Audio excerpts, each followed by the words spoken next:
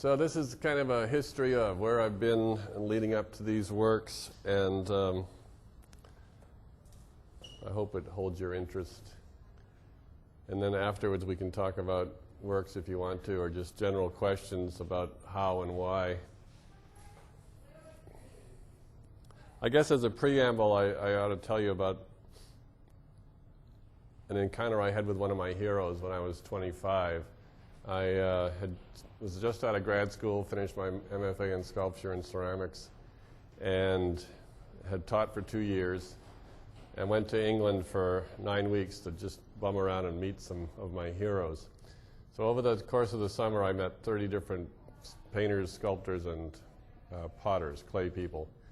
And among them were Henry Moore, who was a big hero of mine, Barbara Hepworth, Alan Davey, Michael English, Alan Jones, and so on. And I spent an afternoon with Henry Moore, which I guess proves, among other things, that you need to ask for what you want in this life, right? I mean, if you got heroes, write to them, call them, go see them. We're all human beings, and we're all in the same business. So don't be afraid to ask for things. You might get refused, you might even get rejected, but if you don't ask, you know, nothing will come of it. So I got to spend an afternoon with Henry Moore. I assume you all can picture some of his work, very, very famous, probably the most famous British sculptor. And being a new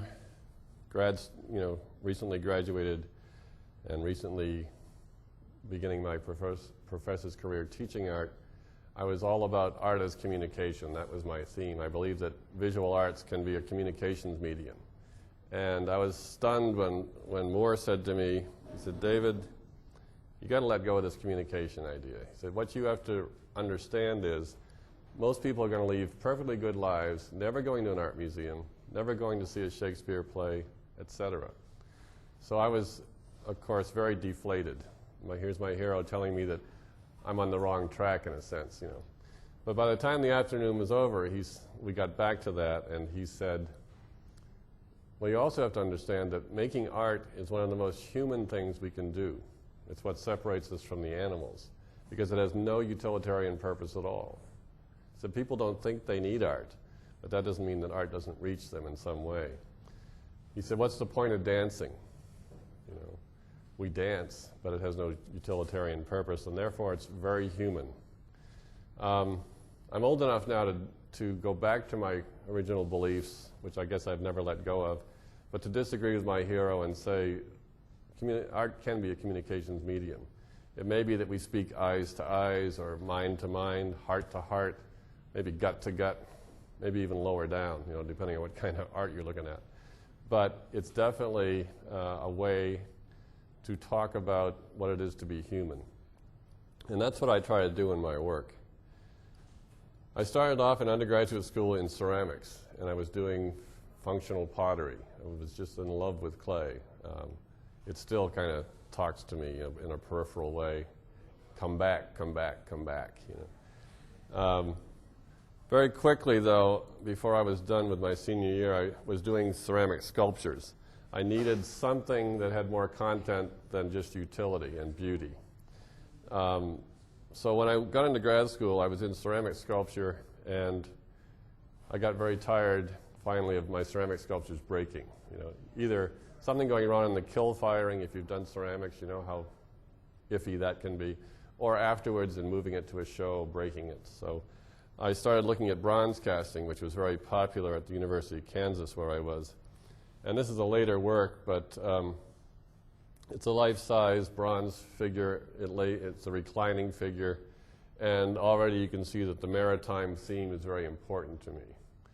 I was raised in Massachusetts on a little hobby farm. My dad was a veterinarian. He wanted us to have a farm experience, even if it was on a tiny place, so we had a couple horses and some sheep and some chickens and so on. But summers were spent, portion of the summer was spent on Cape Cod, where they all moved after I went to grad school. So the ocean and boats and so on, as you can see, keep coming back. The last bronze I did, a life-size female figure, and this one's called A Woman Singing, which is a reference to the mythology of sirens, you know, calling sailors towards the shore and shipwrecking them and so on. It's also fairly erotic, I suppose. Bronze is a very complicated process, very slow. You do a clay original, a mold of that, a wax copy, so you're back to a positive. Put that in another mold, melt all the wax out, so now all you have is an airspace. What used to be your sculpture after all those hours of work is just an airspace in a mold, and you pray to God that it stays that way until the bronze is melted and poured in. So it's a very lengthy process. So along with that, to do more immediate things, I started doing found object assemblage. It's a long history of this from about 1917, 18. Picasso and Braque started doing it in Paris, using found things in their work. So I was working with found things parallel to working in bronze, and I was looking at two other cultures that interested me. One of them was Africans and African fetishism, the idols and tokens and totems that were made by tribes people, and the other was Orthodox icons from the Russian Orthodox Church. I later worked in Serbia quite a bit, where they have a Serbian Orthodox Church. This is from the African side of things, although it was made in Croatia, in Yugoslavia, and it involves plastic modern stuff and organic found stuff. So there's cow horns, this is fiber that's called oakum that's used for caulking boats. There's some nuts and berries and so on, along with a potato fork and so on. And this is on the more orthodox side of things. Again, a fusion of found palm trees, found bones, some painting, and some things from the toy shop. Along about this time, I started collaborating with dancers. I got interested in things that you can't make concrete: motion, time, fire, weather, those kinds of things that you cannot make a bronze of. So I started a loose group called the Time Space Roadshow and did performances, first around Michigan and then later in Yugoslavia and in Paris. And this is, in my early collaborations, I started building things that dancers would wear. So these are actually steel wings, welded steel rod. They bend at the elbows, that's a hinge there.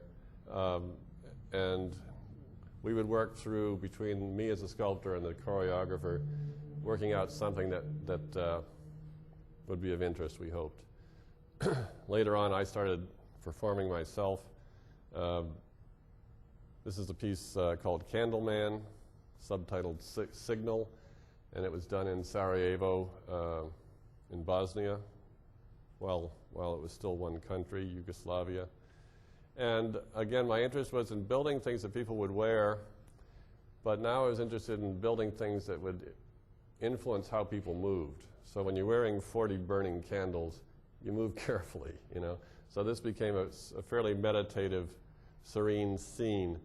It starts in complete blackness. This is at the Collegium Artisticum in Sarajevo. Starts in complete blackness. One of these black figures comes out, lights one candle. And as the piece progresses, it involves fire and water, earth element kind of things, earth, air, fire, water, And the room becomes lighter and lighter and lighter. And along with building sculptures to wear, I wanted the performances to end with a sculpture that was left behind after the performance was over. So it ended with a room full of these tripods with rocks and wine glasses underneath. Right now, the Candleman's pouring water on the rock. It dribbles down into the wine glass and makes an interesting noise. No words in these performances. They were completely visual, and that was important to me as well. Finally, about the time I came to Kendall, I discovered wood and enjoyed it because I was tired of doing bronze things that were heavy, they were back-breaking, they were slow, and they were limited in size based on the size of your furnace or the size of your mold. So when I switched to wood, I immediately started working life-size. There's something about life-size sculpture that's different than any other scale, I think. It's intimate with us. We feel like we can walk through the doorway. We can maybe put on the wooden shoes. So I've stuck with life-size work for a long time since. And I've been interested in not creating just an object anymore, but a place where something might have just happened, or something is about to happen. Where's the person whose shoes those are and whose shadow this is? You know, this is called absence. And it was about separation of people we care about. You know, where are they? Are they all right? And so on. The door is open, the shadow remains, but the person's gone. So. Another early wooden piece, an early attempt at kinetics, meaning motion, and this is a life-size found stool, and the rest of it's built. Aside from the found, one leg is becoming a root, as you can see, and one arm is growing back into a tree. So it's about wood and more than that, I think.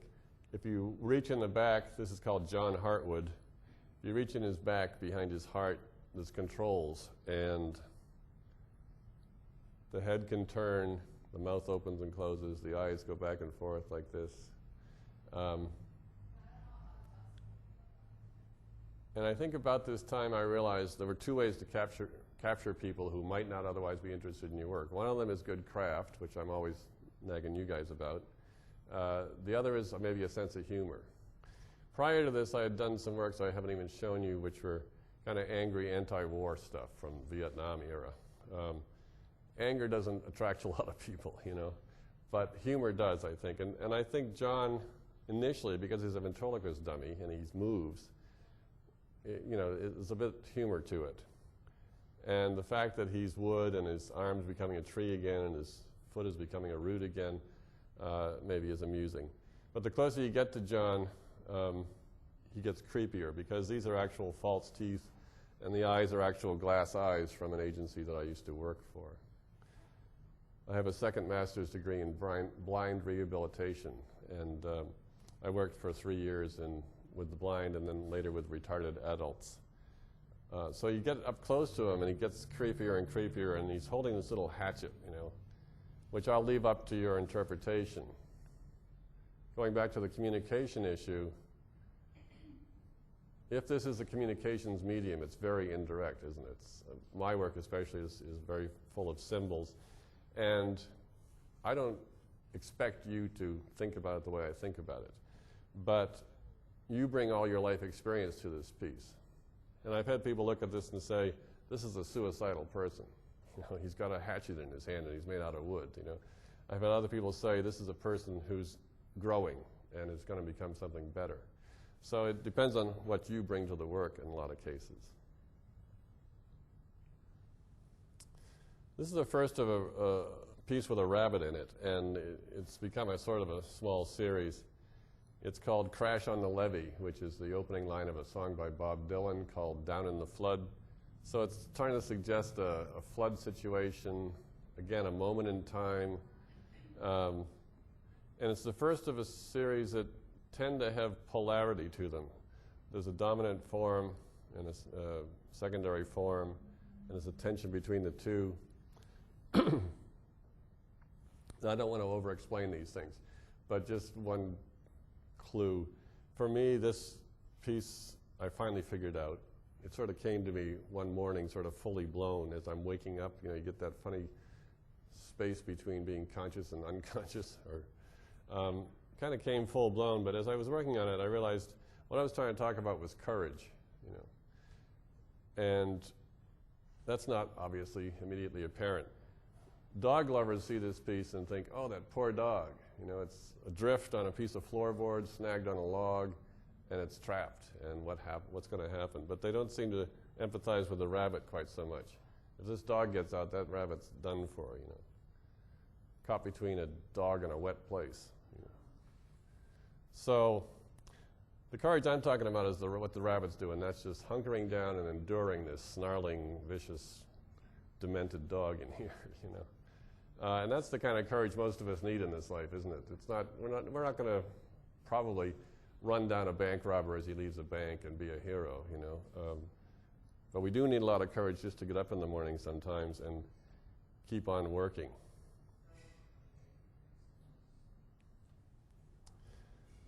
First of the boat series. I was director of the Oxbow Summer School of Art in Saugatuck for a couple summers. Can you see okay? Okay. And in the woods, I found an old decaying canoe, which I just couldn't leave there because of my childhood on the Cape and love of boats and so on. So I rescued it and rebuilt it, restored it. It had been saved once by covering the original boat with canvas and tar, and then the canvas and tar leaked, so somebody else had covered it with fiberglass and resin.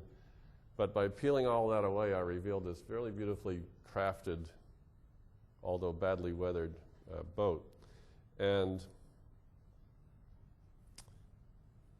as you approach the boat, I've added new parts, but tried to stain them and age them like the sumac trees and the original found boat.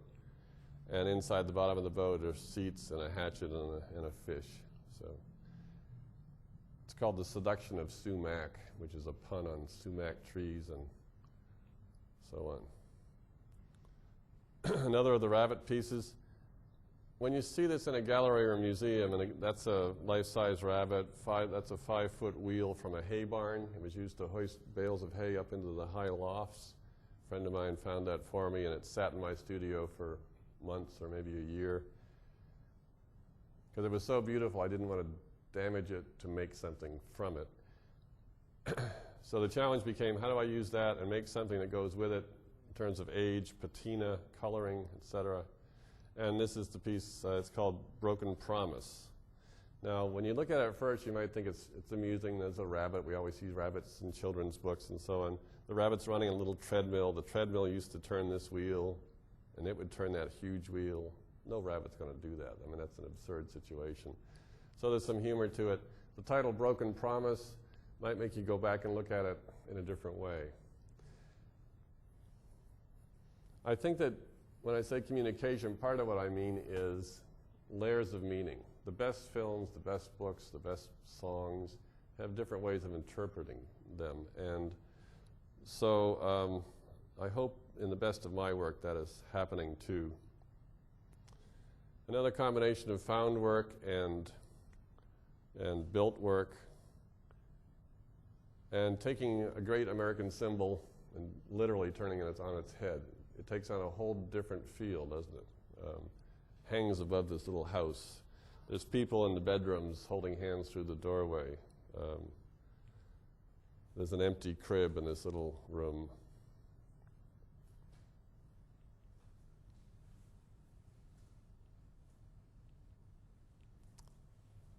You'll have to make up your own stories for these. After my very first trip to Mexico, I love travel, I love other cultures, and I love the feeling that I'm not in charge all the time. When you're on the road, you're usually not. I love the fact that you discover when you travel to other countries that the American way is not the only way, and it broadens your thinking. The real clue to where I had been is this, which is a little study of a Mayan pyramid. I'd been to Chichen Itza to climb the pyramids there, a great sight. Again, though, this is a polarity piece. There's two totems facing each other. It's called In Celebration of Eternal Conflict, and it's a little bit like a truce meeting, or maybe it's about couples and the tension between men and women. You can look at it as you will. But there's a standoff of sorts with some kind of, this is a fish on a spit, maybe a little offering, and a visual pun which comes back once in a while. Well, you know what these are called in boats? These are called ribs. So here's human ribs that grow out of the rib on the side and become human ribs.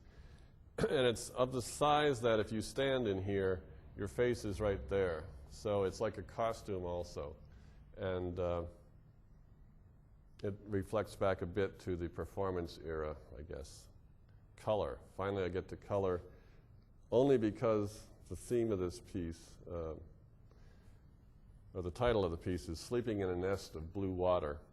And this came about when I was on the idea came about when I was on a trip down the Mississippi on a side-wheeler that some friends owned. And one night we took the little dinghy off the back of the side-wheeler and just paddled out into the Mississippi and looked up at the stars and spun the boat around. You know, if you know how to row, you can do this. The oars go in opposite directions and the boat spins. And so the stars are spinning and we're laughing, and it was a great night. So sleeping in a nest of blue water is kind of a dreamlike image. The paint came about because the sticks had to be blue, so there could be a nest of blue water, you know. The figure actually hovers 8 inches above the boat, center of gravity that we talked about in class. There's one pole that's right behind the pelvis that is the exact center balancing point of this figure. So it appears, except for that little post, to hover above the seats, and is therefore, I think, kind of dreamlike. There's another view of it.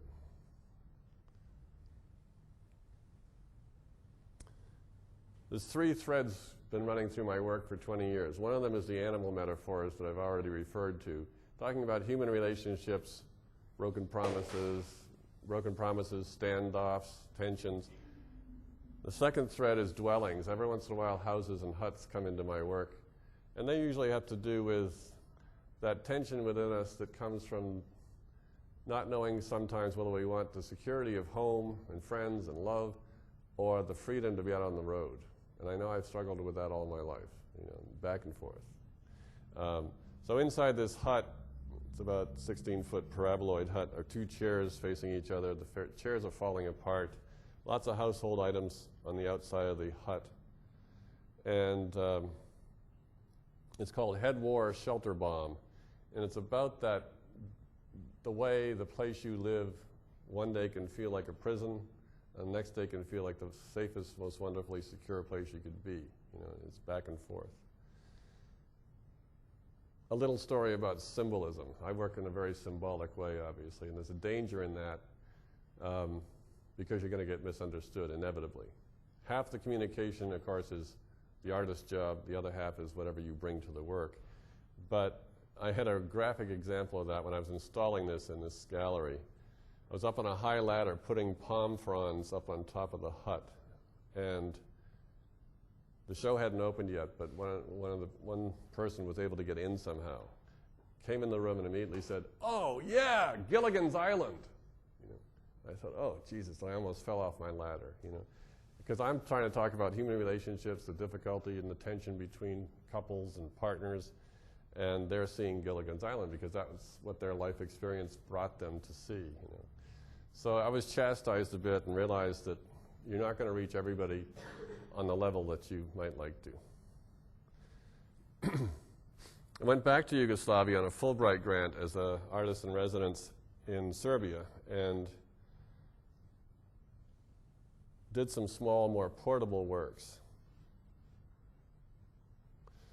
And I started looking at a tabletop as a frame, like a painter's picture frame or the edges of a photograph, and tried to deal with 2 things that we're always dealing with as sculptors. One of them is the laws of physics, which we've talked about. The biggest of them being gravity, which we're going to find out about today, right? The effects of gravity. So here I'm trying to defy gravity, and I'm also trying to freeze time. One moment in time. And this is called the kitchen at 4 a.m. Kind of an insomnia thing, you know, hand holding a cup of coffee. And it's an homage to one of my other early heroes, Alberto Giacometti, who did a wonderful little piece called The Palace at 4 a.m. Also mysterious and kind of gives the feeling of wandering through an empty house alone at night. So this is the kitchen at 4 a.m. Another piece from that series, which will culminate in the last slides I'll show you today. Everything ends where the table ends, so you have to imagine who this is, who that is. Seems to be a female hand, a male hand, and a question mark in the middle of the table. The first of the kayaks, which now number maybe 25 or 30. The first one I did was full size, so this is 13 feet double cockpit kayak. And the hull is made of what some people think of as snakes, some people think of them as eels, some people think of them as spermatozoa swimming upstream, you know. But again, it depends on who you are and where you're coming from. But it's definitely kind of an erotic piece, I guess. But it's an eroticism, for me, that's not about human sexuality. It's more about the eroticism of being alive. I don't know if I can explain that, but it came from those Oxbow experiences, those summer nights on 110 acres of woods near a lagoon which emptied into Lake Michigan, and getting back in touch with all that childhood stuff I felt in the country, the peepers, the tree frogs, the crickets, the bats, the barn owl that was in our barn. So it's an eroticism that comes from simply being alive and believing you have a right to be. You have a right to drink the water, you have a right to breathe the air. You're part of something huge, and maybe, you discover eventually, you're an important part of it. Here's a detail of that. Another tableau, moment in time, and I hope again it's a comic tragedy. This person's got an arrow in the throat. They're falling over backwards. And their legs are 14-foot long pine trees ending in little tiny feet. Or these are life-size feet, but they seem tiny compared to the figure. This one started again as a found object. This tree was in my friend's forest, fallen over, and it's 2 pine trees that came from one root system. And I just couldn't leave it there. So like the Christmas trees, the dry ones I steal for pieces like you've seen. I don't know if it's stealing when somebody puts it on their curb at the end of Christmas season, but if you see me jumping out of a van and grabbing a dried Christmas tree and shoving it in, that's me daring to be stupid, daring to take that challenge that I guess I'm giving you folks to take a chance. It's only art. Right now it's only paper, right? But anyway, daring to just trust your instincts. This tree cannot stay in this woods. I gotta have it. So I haul it home. It stays in my studio for maybe a year until I think, okay, it's legs. And if it's legs, what is that figure doing? And it eventually evolved into this. This is called Sudden Demise. Subtitle, Why is Timing Everything? At the time, I was in yet another life crisis, and people were always saying to me, well, timing's everything, as though that explained the pain you're going through. And I got tired of hearing that, so I did this piece to sort of work it out.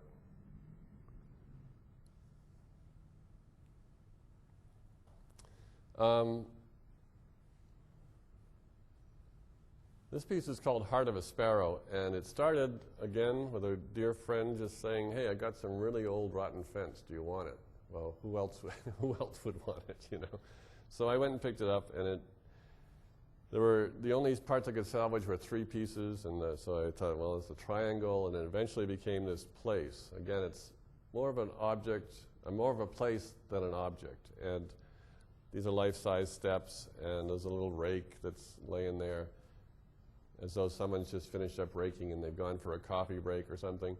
On the top is a birdhouse, and halfway down is a clear glass tube, which is a reliquary. Reliquaries are those sculptural things that bones of saints are put in and so on in churches to preserve them. Inside that is a little pyramid, and on top of the pyramid with a pin is a sparrow's heart. So it's called Heart of a Sparrow. Now, I've shown this to little kids, and they're always so wonderfully bold about their questions. And inevitably someone says, did you kill that sparrow to take out its heart? Which is a legitimate question. But my response is, does this look like I'm saying that the life of that sparrow had no importance? It's really a monument to it, isn't it? And to see what's in there, you have to actually climb up these 2 steps to get a high enough point to see the sparrow heart. When I was working on this, my wife at the time, I came home and she said, well, what are you working on? And without thinking, I said a self-portrait. And I love those moments where your intuition comes up to your conscious mind and you think, damn, is that what I'm doing? But having spent 2 years in the plains of Kansas with the biggest sky you ever saw and the flattest land, I had periods there where I was so agoraphobic, fear of open spaces and outdoors and so on, that I almost wanted to get down and grab onto the grass because it felt like I was so insignificant that I could just float away. So maybe this is me standing in the plains of Kansas, or maybe this is me with a sparrow's heart, trying to find the courage to to keep on moving. Another attempt at kinetics, and wood doesn't like kinetics because it warps and it swells with moisture and it shrinks with dry heat and so on. But in this piece, this is a 12-foot diameter walkway, and if you hold on to this branch and walk the treadmill around and around and around and around like a mule grinding grain, these gears do turn, and this one turns horizontally and makes a clicking sound. But all you get from all that work is the little guy on the roof does this. Yeah. So, again, I hope it's funny. But it's called The Long Farewell. So it's also about how hard it is to say goodbye sometimes. All this effort gets you that, you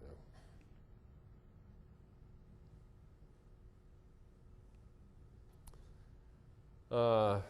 The first big boat I ever really did, or part of a boat, is 21 feet long. It's designed from the 30s by John Alden, who's a good designer. And it's called Eye of the Storm. It's kind of washed up in the museum. This is at the museum across the street a few years back. It was so big that this end stuck out a doorway, which was kind of fun. If you like surrealism, and you know Magritte, you know, he did those paintings of a huge apple taking up a whole bedroom, or a huge comb and brush covering an entire bed.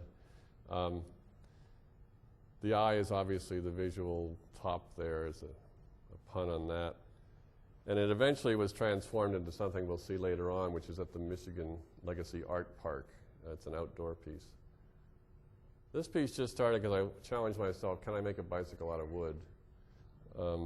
It's not as tight and as great as I would like it to be, but it's part of this tableau, this situation.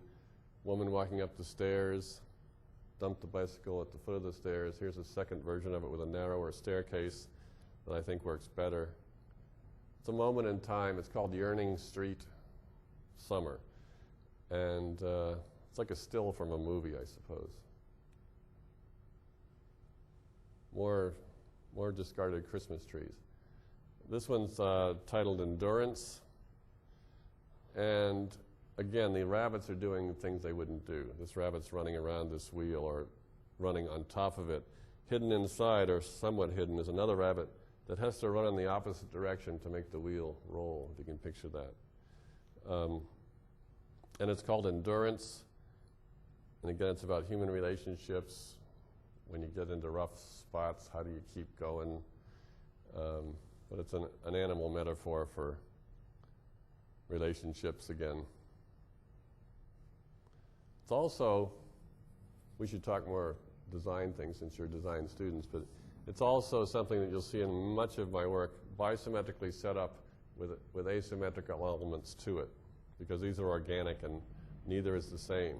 But these have been trimmed to be a perfect cone. So that's why it looks perhaps a little odd. But there's a straight line to form a cone on this piece. Bad detail of the rabbit.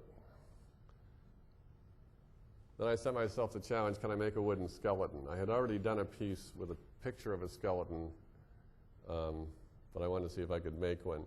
And this is the result. This is an 8-foot boat, a 6-foot figure, found tropical vegetation. I've been going back to the Caribbean, back to Mexico a few times.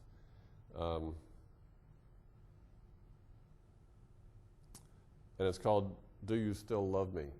This is a piece of wood, but it's got knee impressions in it as though it's a pillow. It's supposed to suggest a pillow.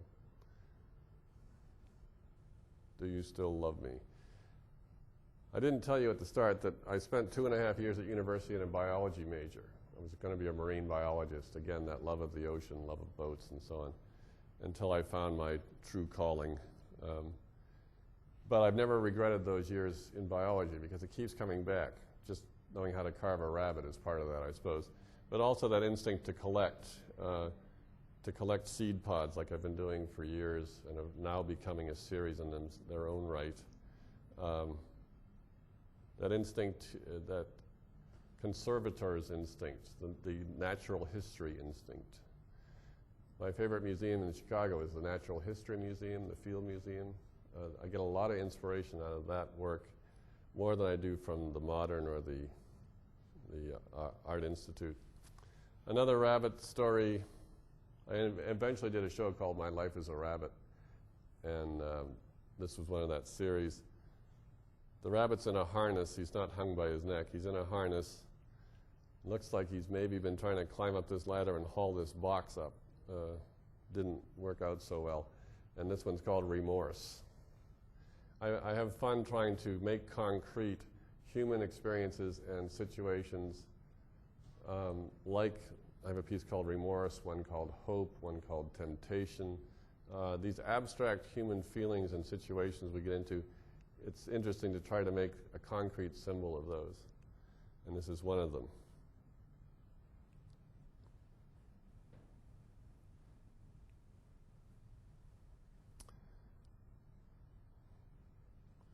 This is a boat that I built at the Wooden Boat School in Maine, which is a wonderful place if you like working with wood and making things that are useful.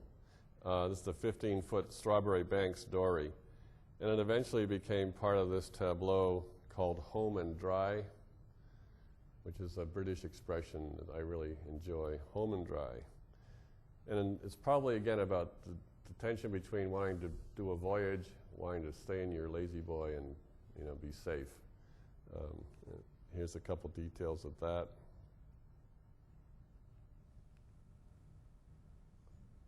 Marine biology again. We used to catch these on the Cape, flounders and flukes. And here's the Eye of the Storm transformed, rebuilt, and it's in place at the Michigan Legacy Art Park, which is near Frankfort, Michigan. It took 38 acres of woods next to Crystal Mountain Ski Resort, and they put in cross-country trails. And then they started plunking down sculptures. So in the summer there are hiking trails, in the winter there are skiing trails.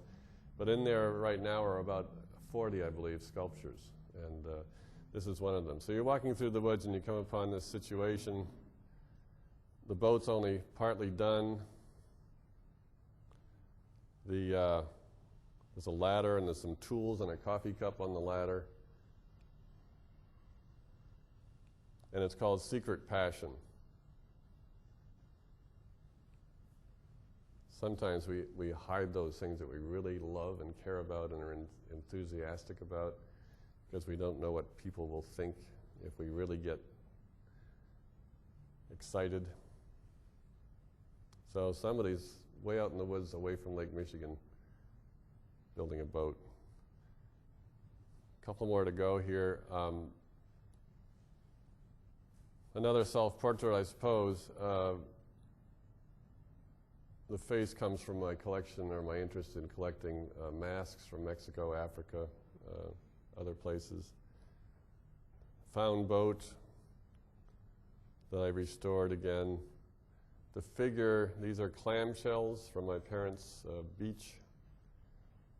The body is made out of wire mesh. It's kind of, I suppose, a reference to things like minnow traps and crab traps and so on. Some more details. And here's this person in, again, a sort of a precarious situation. I don't often do human figures, and when I do, I prefer to do sort of the metaphoric animal things, but when I do them, they usually end up in some kind of peril, it seems to me. But it's sort of got that slapstick edge to it, too. I'm sure there's Buster Keaton and Charlie Chaplin movies where the boat sinks and something funny happens. So there's that air to it.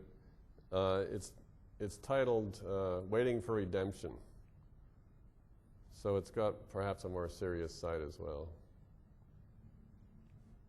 Boat's sinking and you're hanging on. An outdoor piece in Key West, Florida, which changes with the wind. This is a rapid fire piece I built in a week for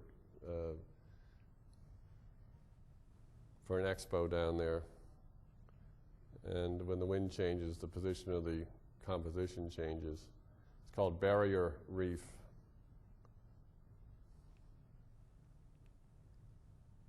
And finally, a piece that, if any of you were here last year, or maybe it was the year before, this was on display just outside the doors. It's called Slice of Life, and it goes back to that table series I started in Serbia long ago. A moment in time frozen in this parameter of space. Two hands cutting a watermelon, a little hand reaching for a piece.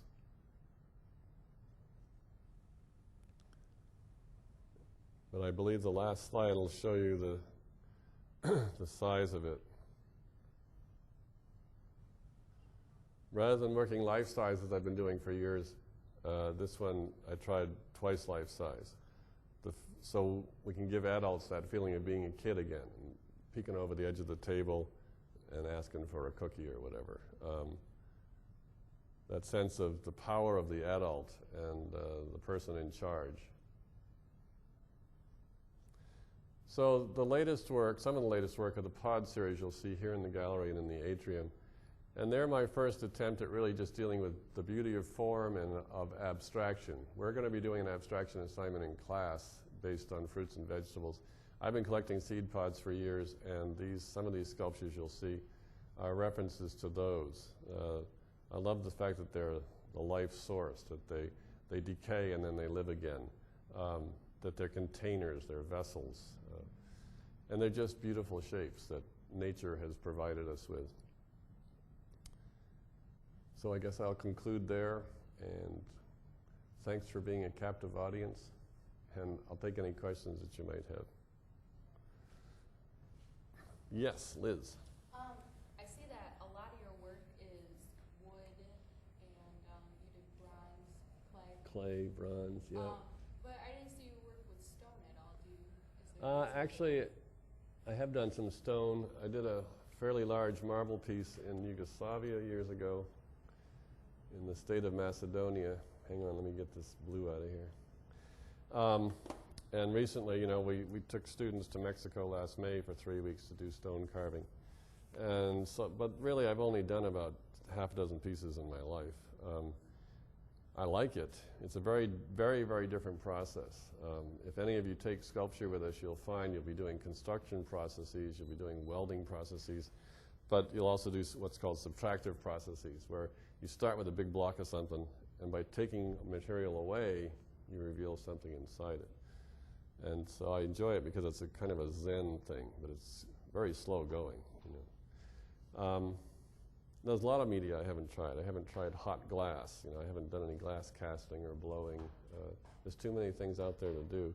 And it's easy to get distracted and pulled off what ought to be maybe your main path by doing that. But that's why I enjoy some of these summer art colonies, because I can get away from home where people have certain expectations of me. They think they know what I'm going to make because they know what I have made. And I can experiment with things like the seed pods. The aluminum one in the atrium is a new medium for me and a new look for me. I'm still thinking about whether it works or not. But other questions? Yeah, Early. Oh, yeah, that's my first attempt at a musical instrument, and it may be my last. It actually came from that previous piece. I'm asking you to bounce all over the place this semester, changing media, changing concepts. But in your later career, you're going to be working more in series. And this one grew directly from the So Far Kayak, the blue one. That was a birthday present to myself, kind of summing up life so far. But as I was working on that, I bumped it accidentally against the leg of the workbench, and it resonated. It sounded just like my guitar when I bang it against something accidentally. So I thought, boy, if it resonates that much, maybe I can make an instrument out of it. And so the kayak paddles now become the neck, and it's 2 strings, not 4, but it's tuned like a standard bass. Somebody was playing it last night at the opening. It was kind of fun. I called it Whale Song because I love whale watching, but also because that's kind of the moan that you get out of it. If you ever listen to whale songs, it's just beautiful. And they have that cello or symphonic bass kind of tone to them. I don't know if I'm going to do any more instruments for a while because of all the stresses and all the alignments that have to be right, it's a pretty slow process. I really admire instrument builders. Their craft is infinitely better than mine is, sure. Anybody else? What was the purpose in the religious images? Yeah, good question. It's a tricky business, co-opting other cultures' symbols. You know, these are three of these are the Virgin of Guadalupe, different painters envisioning of her. She appeared supposedly to a Native American in the jungle somewhere, and hovering in the air. And it's the way the Virgin Mary is depicted most often in Mexico. And this is part of a series I started, gosh, maybe 8 years ago, where I took a Renaissance painting, Madonna and Child, and laminated that onto wood, cut that out, sewed it into the kayak. And the purpose of that piece was to talk about the collision of cultures that happens. We're doing it ourselves right now, I guess, when you would try to impose your way of life on somebody else. And I have a great deal of sympathy for tribes that were conquered by the Spaniards, and when Roman Catholicism was imposed upon their native beliefs. They even went so far, of course, as to knock down the pyramids and use the foundation for their cathedrals. So a lot of cathedral sites in Central and South America are former pyramid sites. So I'm interested in that tension that happens. That very first one, called Missionary, had a little figure inside it in this pose, wrapped up in a shroud. And it was a little bit as though the natives said, no thank you, you know. We'll take your paintings, we'll sew them into kayaks, and we'll send you down the river in it. These, I think, are a little bit more about fusion of cultures, especially maybe the Zapotec one over there. This is called Para los Zapotecas. Last year, some very dear friends of mine who are wood carvers in Oaxaca, Mexico came, and I had spent a couple weeks wood carving with them in Oaxaca. And they are both Zapotec in their native, that's their native tribe, we would call it, and deeply involved in it. And their artwork involves Zapotec hieroglyphs. They have a whole alphabet like the Egyptians did, hieroglyphic. And so they're deeply involved in that, and yet when I drive around with Jacobo, in his pickup truck, every time we cross a bridge, he does this, you know. And every time we get home safely, he does that. You know. So he's both deeply Zapotec, and he's deeply Roman Catholic, you know. And so these pieces may be a little bit more about the fusion rather than the collision. It's tricky.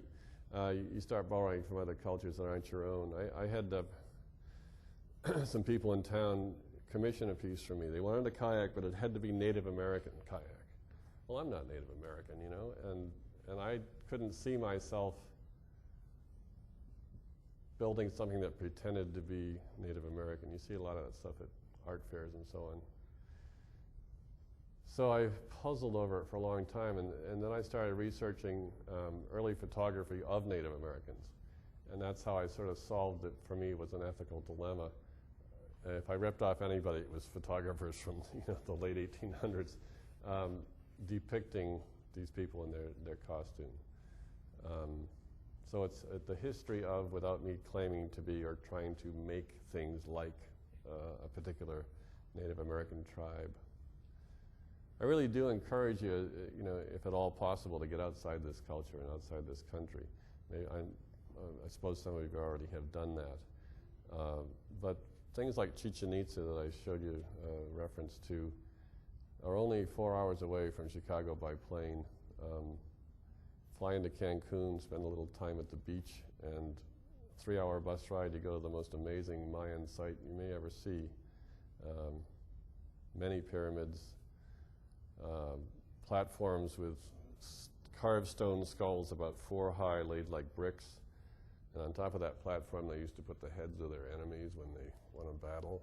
It's just, and it's so close and so different. So expose yourself to that if you can. Anything else?